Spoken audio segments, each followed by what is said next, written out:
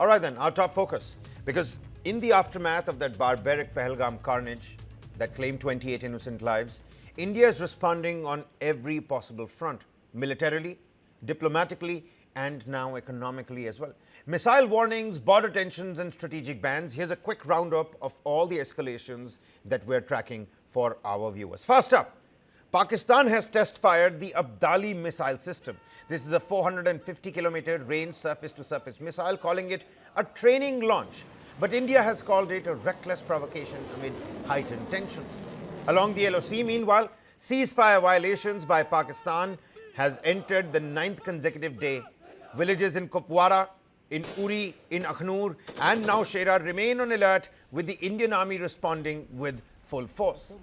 In the capital, security has been beefed up, with intelligence inputs warning of further provocations. Take a look at some of those security checkpoints that you can see.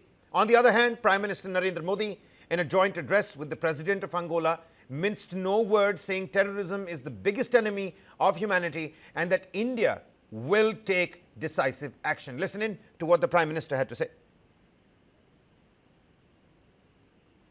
राष्ट्रपति Lourenço और Angola की संवेदनाओं के लिए मैं उनका आभार व्यक्त किया.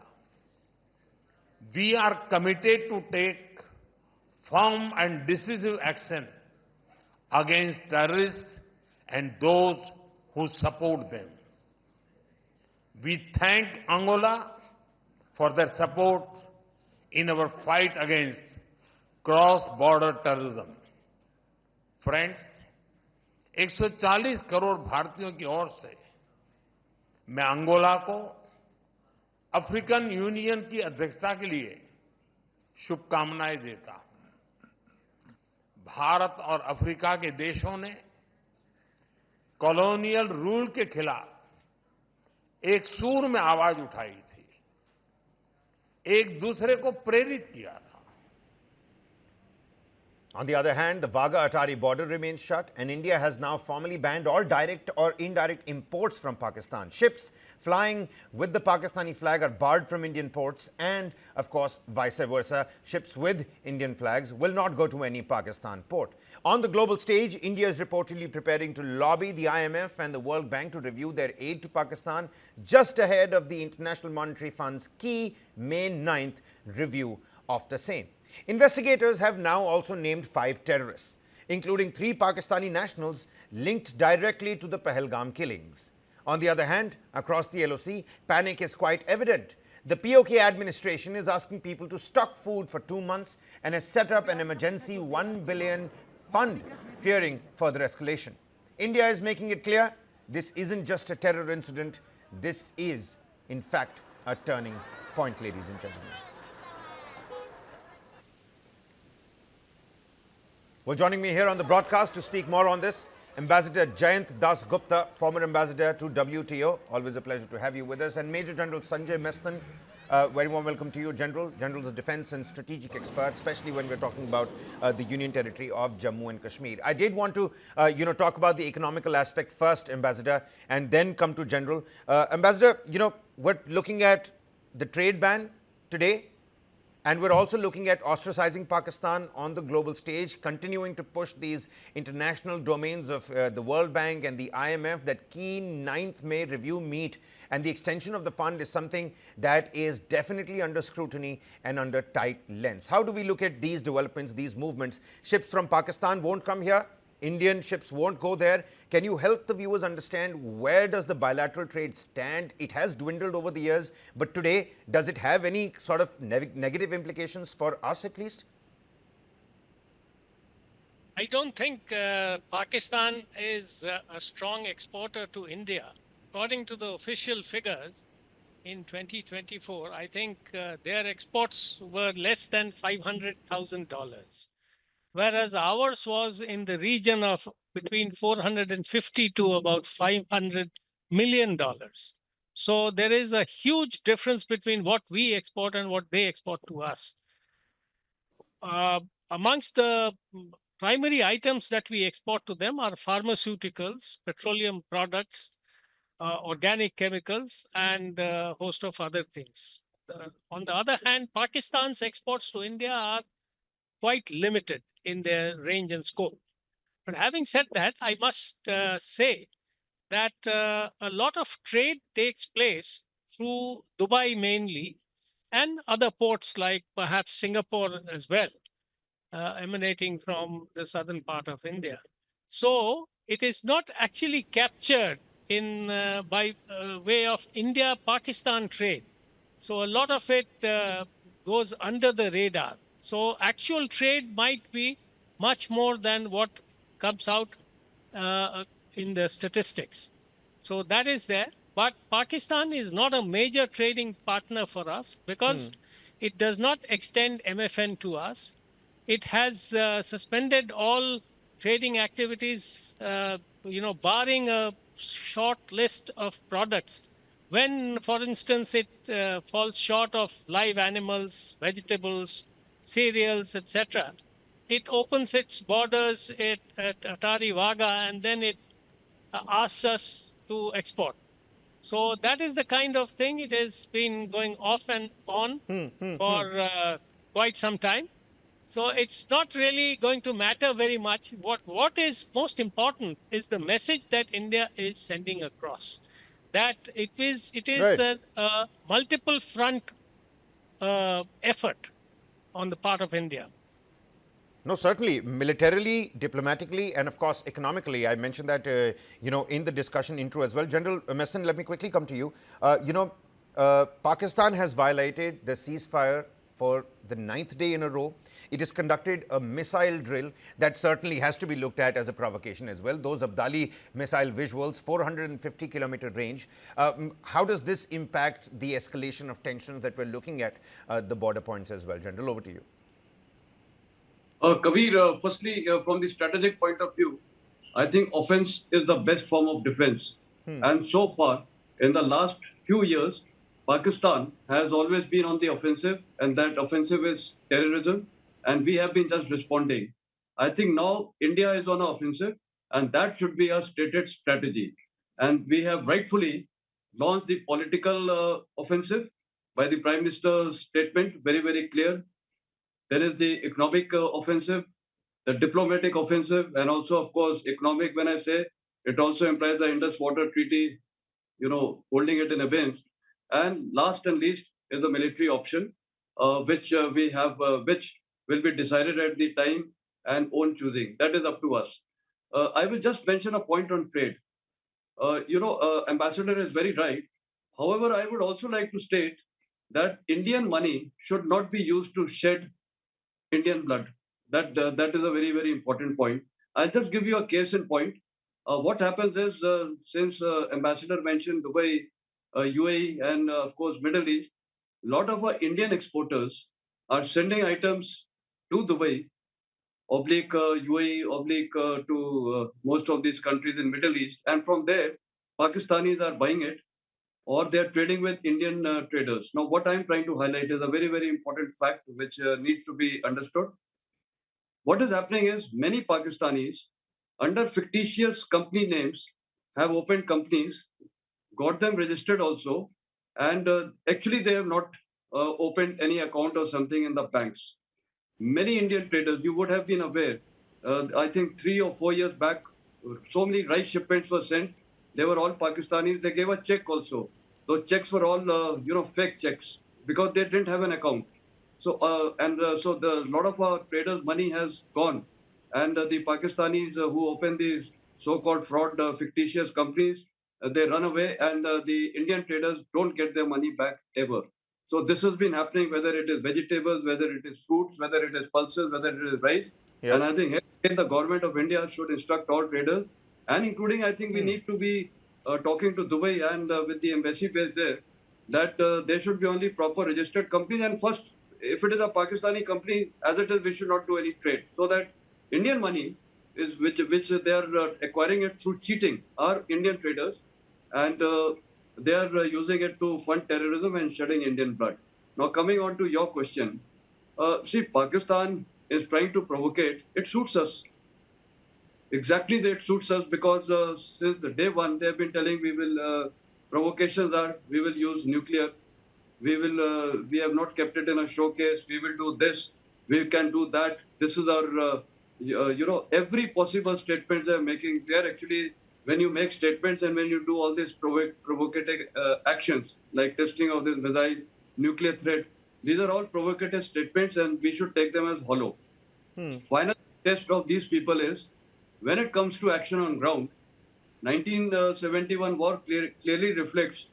In that case, 93,000 Pakistani prisoners had surrendered under a Lieutenant General, A.A.K. Niazi. If they are such valiant soldiers, why can't they come face to face with the Indian security forces? Why they resort to terrorism? So we should not get perturbed by these tests, Okay. or these provocative statements. We are well geared up, and I think the whole of government approach has been adopted by the government of India in every possible front. This is known as simultaneity of action, multi-front action we are doing. And I think the need of the hour is to take simultaneous actions, General, on the economical front, on the military front, and a very good point on the trade aspect that you have raised over here as well. My colleague Aditya Rajkaul, Executive Editor, Strategic Affairs, News9, is also with us on the broadcast. Aditya, very quickly to you, we're looking at visuals of Abdali missile. It's a 450-kilometer range. The General here, and of course Ambassador Das Gupta, saying that it's not much to worry about, but this is going to be looked at as a provocation from the other side. Well, certainly, Kapil, this is certainly not something that India is worried about.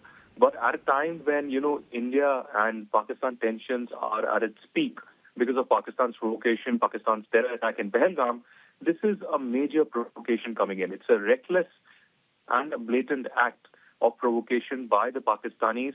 It's Abdali weapon system, surface-to-surface missile, with a range of 450 kilometers as part of the Indus, which is, coming across. It's a successful, testing that Pakistanis have done.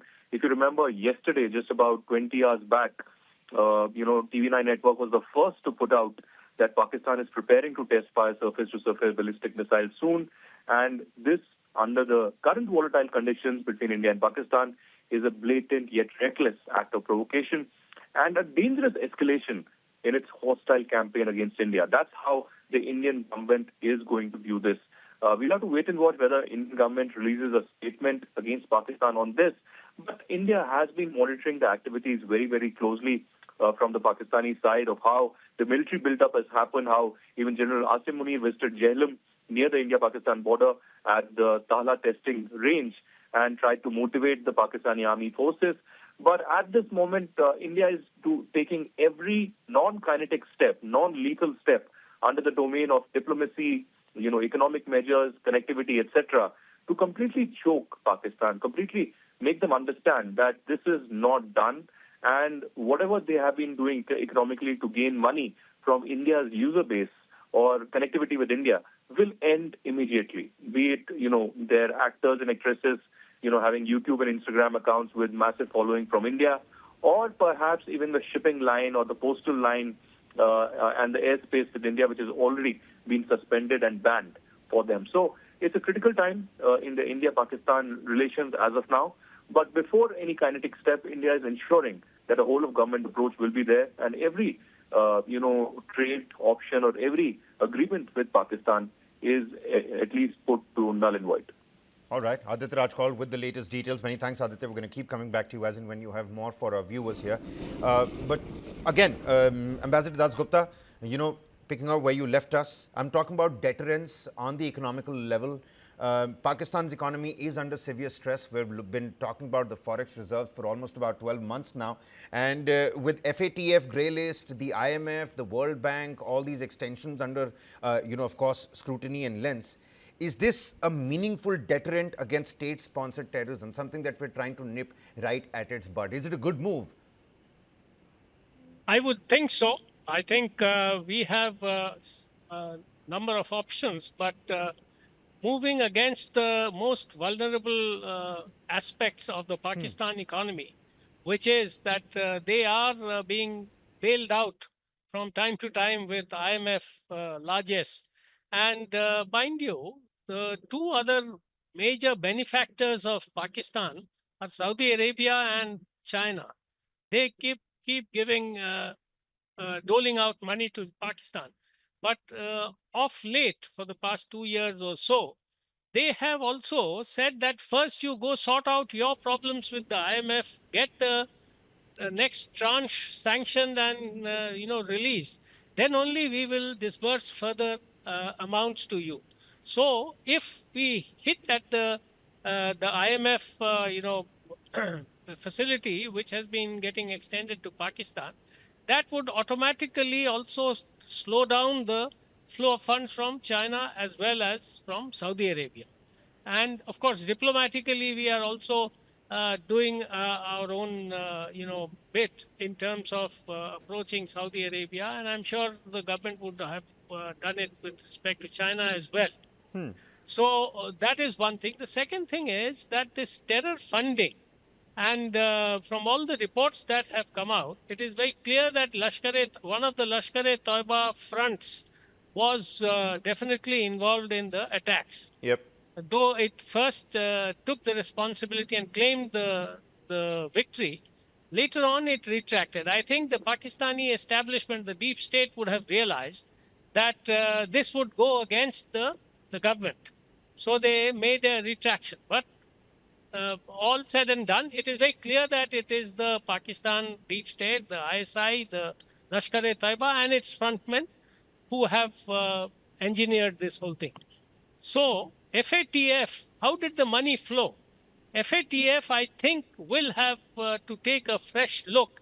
And mind you, FATF is governed by basically the West, mainly the US and the Europeans.